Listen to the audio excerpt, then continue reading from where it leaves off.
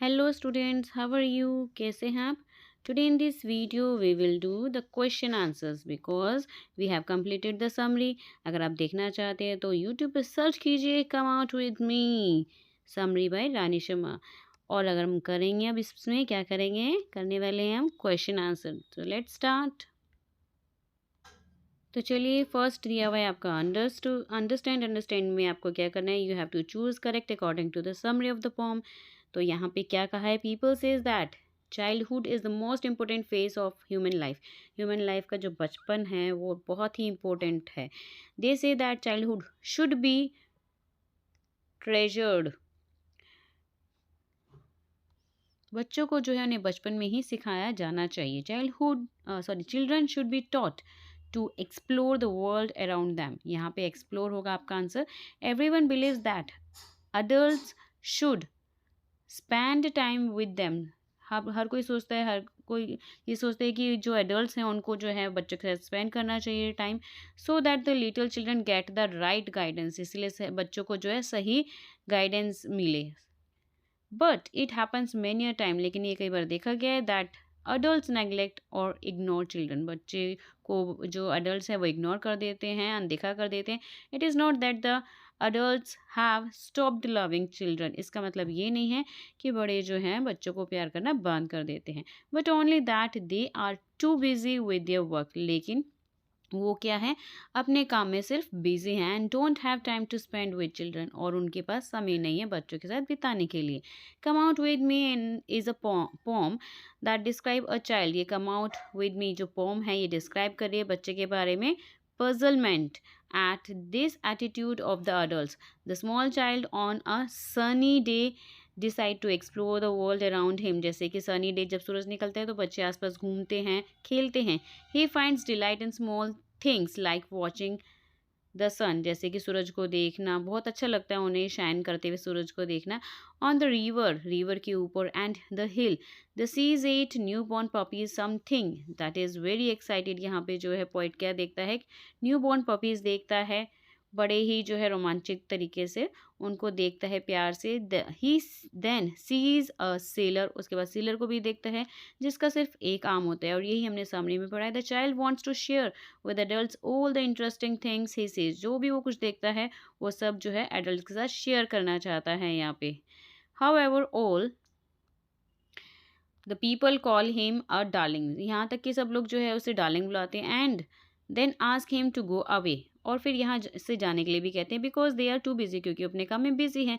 To even listen to the child adventures, यहाँ तक कि वो बच्चों के एडवेंचर्स को भी सुनने के लिए जो है बहुत बिजी है, सुन नहीं सकते, अपने काम में बिजी हैं। They would have taken only a few minutes, उनके पास कुछ ही मिनट्स हैं।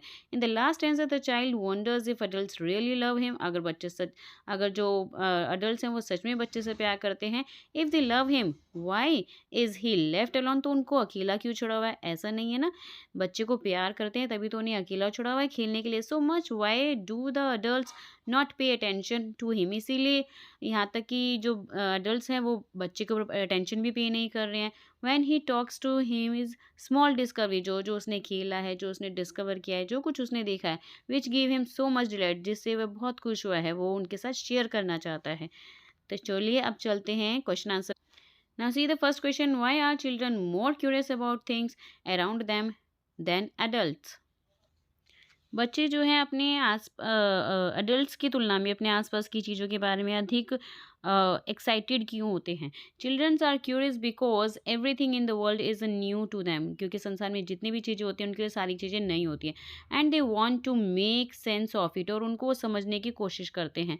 एज ही ग्रू ओल्डर, जैसे ही वो बड़े होते जाते हैं, जैसे जैसे बड़े होते जाते हैं, we have more knowledge and become used to seeing some things repeatedly and the charm of these things fizzles off। तो मतलब यहाँ पे जो उसके आसपास जो अधिक ज्ञान होता है और कुछ चीज़ें जो वो बार बार देखने की आदत उसे पड़ जाती है, तो उसे वो समझने की कोशिश करता है और इन चीज़ों को जो आकर्षण है उसका वो ख़त्म हो जाता है, जैसे कि उनको वो नई चीज़ें नहीं लगती कई बार देखने पर।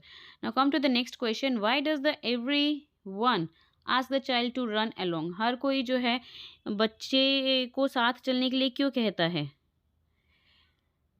What does it say about the people around him. यहाँ उसके आसपास के लोगों के बारे में क्या कहना है, वो आसपास के लोगों के बारे में वो पोइट जो है क्या कहता है, adult are engaging in productive task. जो अडल्ट्स हैं वो अपने काम में बिजी हैं, कुछ ना कुछ प्रोडक्ट करने के लिए, कुछ काम करने के लिए, दैट अर्न दैम लिवलीहुड, जो है उनका अर्न, उनका पैसा कमा सके और अपनी ज़िंदगी व्यतीत कर सके, which to sustain their families, जिससे वे अपने परिवार का पालन पोषण कर सके। They must earn their livelihood and in order to do that they must work, और उन्हें जो है अपने फैमिली को आजीविका पैसा कमाने के लिए, उन्हें अपनी जिंदा रखने के लिए उन्हें पैसा कमाना होगा। That is why adult are usually very busy, इसलिए जो अडल्ट हैं वो बहुत ही बिजी हैं, and don't have as much time as children, जैसे कि बच्चों के पास बहुत ज़्यादा समय होता है, ऐसे अडल्ट के पास नहीं होता, for leisures play and exploration, खेलने के लिए और जो है छुट्टियों के लिए इतना समय जो है अडल्ट के पास नहीं होता। Now come to the next question.